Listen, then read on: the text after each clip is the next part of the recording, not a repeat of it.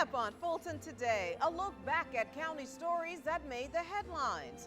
From the election that changed county commissioners and districts to phase one of the library's capital improvement program. And of course, later in the show, we'll revisit some of the quality of life programs that kept residents entertained. This special edition of Fulton Today is next. From the Government Center in downtown Atlanta, you're watching Fulton Today with Shania Chavis. Welcome to Fulton Today, everybody. I'm Shania Chavis, and happy holidays. This is a special edition of Fulton Today where we take a look back at some of the stories that made headlines in 2014. And of course, we begin with the election that changed county commissioners and districts and even had some folks voting on Sunday. FGTV's Felicia Church has our story. The passage of Georgia House Bill 171 last year changed the Fulton County District map and makeup of the Fulton County Board of Commissioners. While keeping a 7-member board, one new district was created in Northwest Fulton, and one at-large post was eliminated. As a result of the election, Commissioner Liz Hausman will represent District 1. Bob Ellis was elected commissioner for the new District 2. Voters elected Lee Morris for District 3 and re-elected Joan Garner for her new District 4. Marvin S. Arrington Jr. will represent District 5. Commissioner Emma Darnell won the District 6 seat, and Commission Chairman John Eves won the District 7 at-large post to represent the entire county. The county saw a 47% voter turnout overall, in part because of the addition of early voting and Sunday voting. Weekend voting, the turnout was great on both Sundays. The turnout on Sundays exceeded the Saturday turnout, and we had fewer hours on Sunday, so I'm really happy with that. And I would say to have 19 days of voting without issue was our best achievement. This election process was also closely monitored by foreign journalists from 18 different countries. They each applied to be part of the tour with the Foreign Press Office so they could see how the election process here differs from where they live. Very, very happy to be part of that journey. You know, it's very interesting to see the elections, and it's very interesting to see the different perspectives from people from all over the world. Social media was also part of this year's election. The Post the Peach social media campaign was part of a statewide program to draw younger voters to the polls. People could take pictures of themselves, vote after they voted, and then tag their friends, challenge them to vote. It's a way to raise awareness and also to increase voter turnout. Nearly 90,000 county voters cast their ballots in the November election. The new Fulton County Board will be sworn in just before the first commission meeting in January. Reporting for FGTV, I'm Felicia Church. Thank you very much, Felicia. In 2014, Fulton's Justice Partners also joined forces to make our community safe with a number of initiatives and programs. A new community court opened for business on Fulton Industrial Boulevard. The court offers alternative sentencing for defendants facing quality of life charges like prostitution and selling drugs. The court is a collaborative effort with businesses, community members, along with Fulton Industrial Boulevard and criminal justice partners. Justice and law enforcement agencies are also working to help parents deal with drug addiction and sexual assaults among young people. I just want to just briefly tell my story and my pain.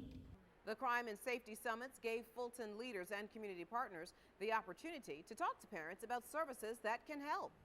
We've got drug courts in the court system that we've worked really hard to establish, but we're facing a budget cut.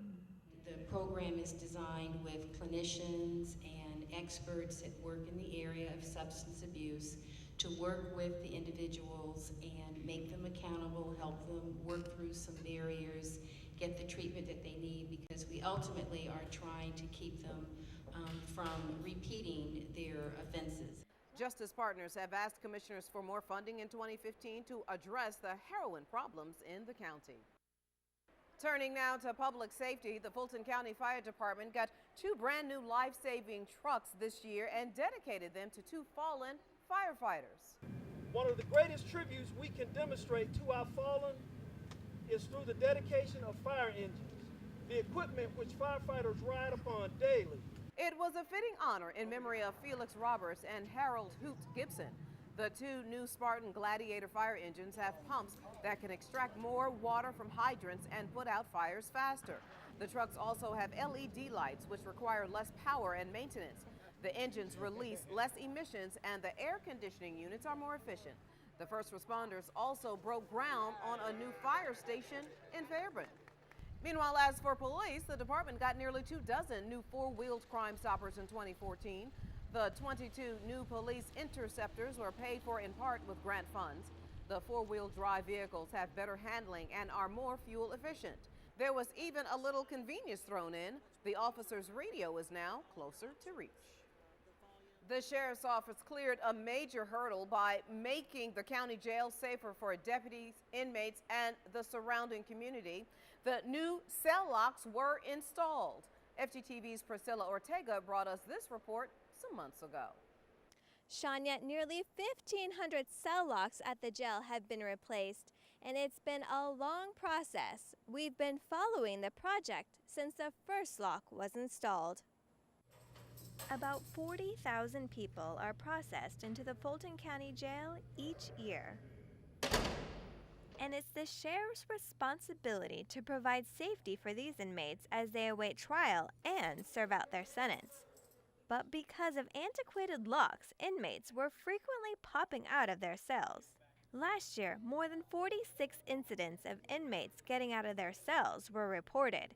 That safety threat has been eliminated with the installation of new cell locks. The lock install that occurred here at the Fulton County Jail took almost a year. We started back in August of 2013, and it involved removing all of the old locks that were in the inmate housing areas, one pod at a time, and then replacing them with the new upgraded lock sets and enclosures that were purchased.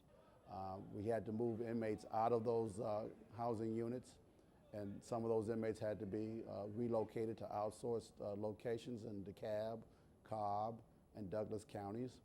And then we just moved from pod to pod until we completed the process here in the early part of July of 2014. When the jail was constructed in the mid-'80s, it was a minimum security facility.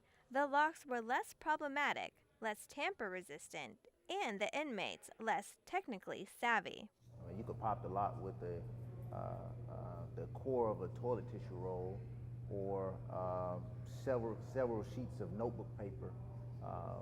It was very simple to pop the lock. It was all about the power of popping the lock. Whoever could get out of the cell could basically terrorize other cellmates. The new locks provide more security for jail staff and inmates. You can't wiggle these out. You can't jimmy these and get in there. They have to pop them from up top. So it's a little bit safer for the inmate. The new locks have a motorized lock. The motor's out and motor's back in, so that provides more security. Colonel Mark Adger says the project was completed on time and under budget. The jail has been under federal oversight since 2006, following a lawsuit over dangerous and overcrowded conditions. Colonel Adger says the new lock system will help answer part of that problem. The locks here at the Fulton County Jail are no longer a consent item issue that has to be continuously monitored. So that reduces what we have to show to the federal courts that we're ready to be released from supervision. Reporting for FGTV, I'm Priscilla Ortega. Thank you very much, Priscilla. More kudos for the Sheriff's Office this year. State health inspectors handed down perfect scores of 100 for the jail kitchen and officers' dining area. Each year, the Food Service Unit prepares more than 2 million hot meals and over 70,000 cold sandwiches to inmates. The Sheriff's Office also swore in its newest canine, Kojak, as they said farewell to their dedicated drug dog, Marco. The process of paying your taxes got a lot more convenient in 2014. The Tax Commissioner's Office introduced e-billing. The technology allows taxpayers to view their property taxes, pay online using e-checks or major credit cards. Tax Commissioner Arthur Ferdinand told us that e-billing is a win-win for the taxpayers and his office. And so this is of tremendous benefit to everybody, and of course the cities and the counties receive their revenues immediately. There's no delay. So it's a win-win situation for all of us. The e-bill is already gaining popularity. By mid-July, more than 400 people had signed up for the service, and 40% of the payments received were by e-check. Holiday greetings from your county commissioners in our district-by-district coverage next.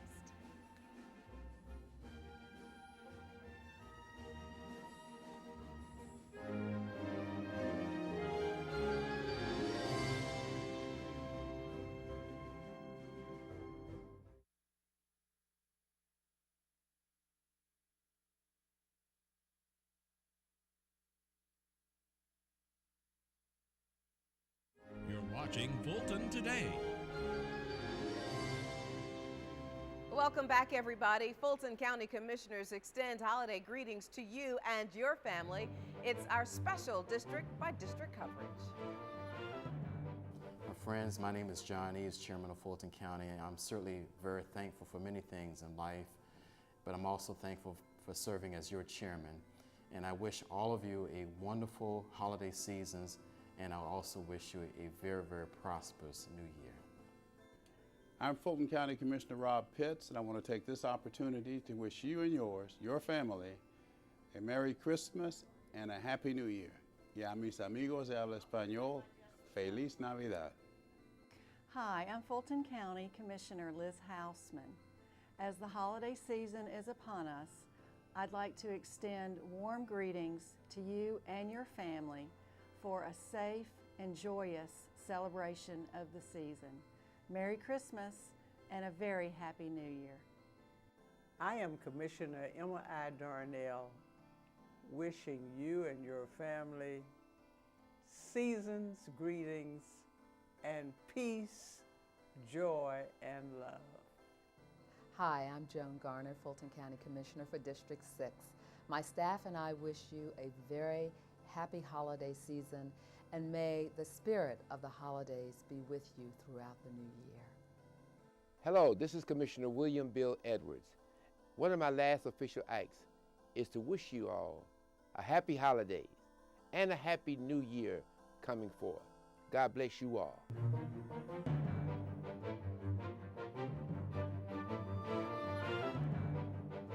Thank you very much, Commissioners. Now you can catch your commissioners at work all this week with the rebroadcast of the Board of Commissioners meeting right here on FGTV. And up next, a look at a very busy year for county health officials, from tuberculosis to tattoos. Stay with us, everybody.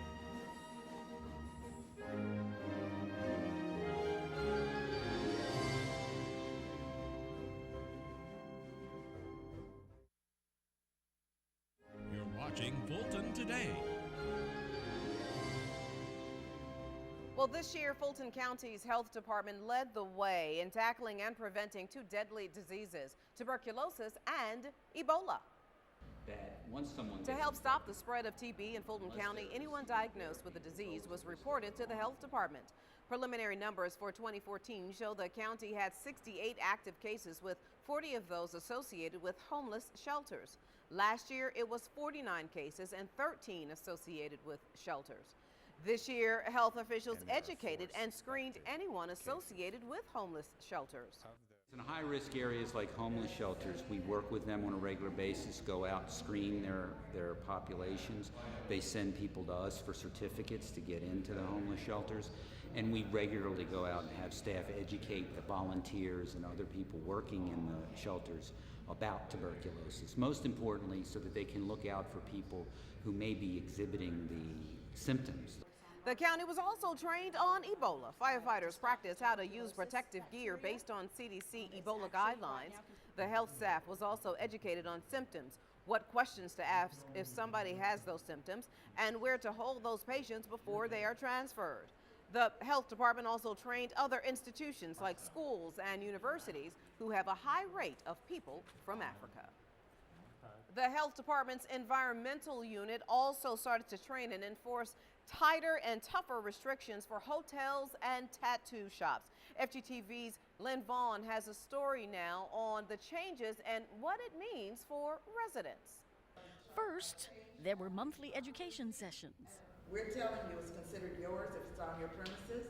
Then beginning to inspect about 100 tattoo and body piercing shops in Fulton County.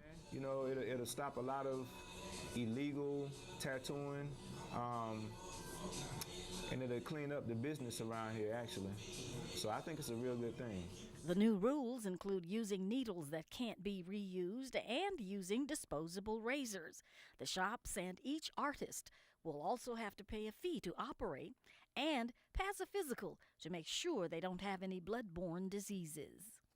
As for hotels and motels, pesticide use records must be available. Linens need to be cleaned after each occupancy, and the inspection form will be more visible to guests. Most of our stuff's already in place. It's just good to find out that we're already operating in accordance with what's been regulated. The health department will continue to work closely with both types of businesses in 2015 to make sure the new standards are met. Reporting for FGTV, I'm Lynn Vaughn. Thank you very much, Lynn. Well, it's been a monumental year for the county's Cooperative Extension Service. The team celebrated their 100th anniversary. The agency held several celebrations throughout the county and topped it off with a butterfly release at the Government Center downtown. Cooperative Extension provides agricultural, nutritional, and health education for youth and adults. One project that was expanded this year included the Fulton Fresh Mobile Market. It provides free fruits and vegetables to communities identified as food deserts. During the 2.5-month program, the agency handed out more than 31.5 tons of produce. We teach them the differences between type 1 diabetes, type 2 diabetes. We also talk about hypertension and how to avoid those diseases by eating healthy. The agency also started its Fulton Farm Stand this year. The stand remained open during the summer season.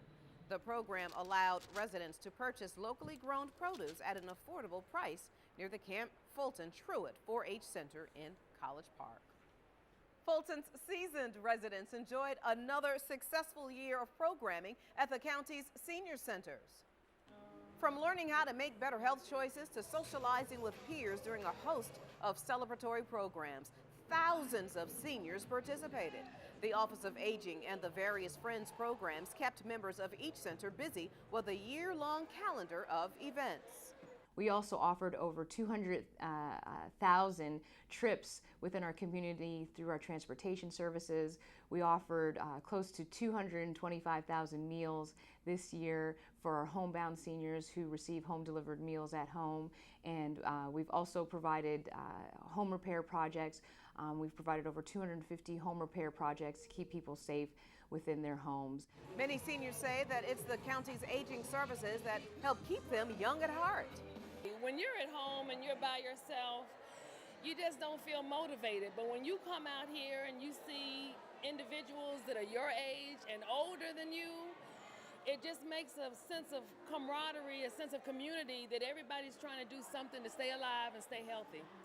Line dancing is the most popular thing we have here at Bowden. It's one that you get your exercise and it works your mental control too.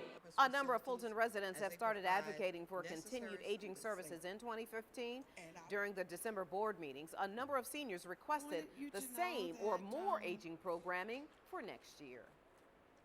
And when this special edition of Fulton Today continues, a look at the new facilities and equipment added to the county services and the sellout crowds at the county's amphitheater. Stay with us.